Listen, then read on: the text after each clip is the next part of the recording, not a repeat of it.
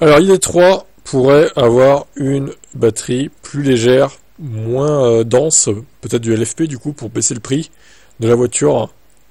La version entrée de gamme propose une batterie LFP fournie par KTL, une capacité de 54 kWh, elle promet 451 km CLTC. Donc en gros, t'enlèves 100 bornes, donc 350 WLTP quoi. Putain, la charge par contre c'est catastrophique. Le 30, c'est même pas le 10 hein, c'est le 30 à 80% en 48 minutes pour 54 kWh, mais c'est... Oh là là, même le Niro fait mieux. Faut le faire hein. Il est lent hein, le Niro hein. Mais là, c'est trop là quand même. C'est trop la longueur. Le prix de base reste fixé à 15 300 €. Volkswagen a sans doute voulu profiter de l'effet de nouveauté. Elle se garde la possibilité de baisser les prix ultérieurement avec la guerre des prix qui se plonge en Chine. La batterie LFP n'est pas encore annoncée en Europe, où elle aiderait à faire baisser le prix de la version de base. Assez curieusement, l'ID3 propose en Chine une batterie 52,8 type NMC au même tarif, avec un gain de 6 minutes pour la charge de 30 à 80%.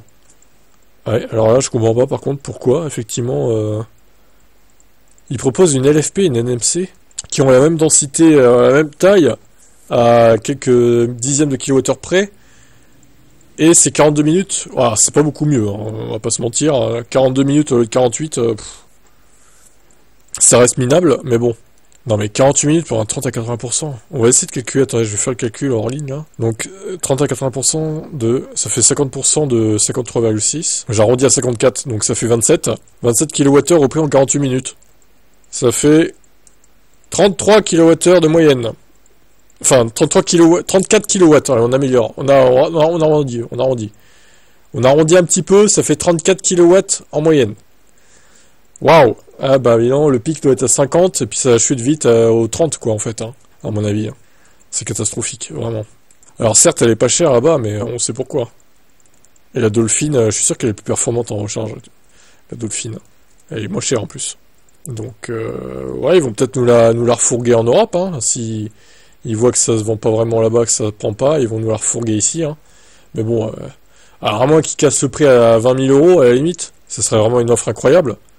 Mais ça n'arrivera pas parce qu'en fait il y a l'ID2 qui arrive, il y a l'ID1 aussi dans 3 ans ou dans 2 ans, donc l'ID2 l'année prochaine et dans 2 ans l'ID1, ça n'arrivera pas une ID3 à 20 000 €, c'est pas possible, ça serait se tirer une balle dans le pied, donc allez 25, 22 et 20 au pire, voilà peut-être 25, 22, 5 et 20, voilà peut-être les tarifs des prochaines ID3, 2 et 1. On verra bien. Allez, ciao.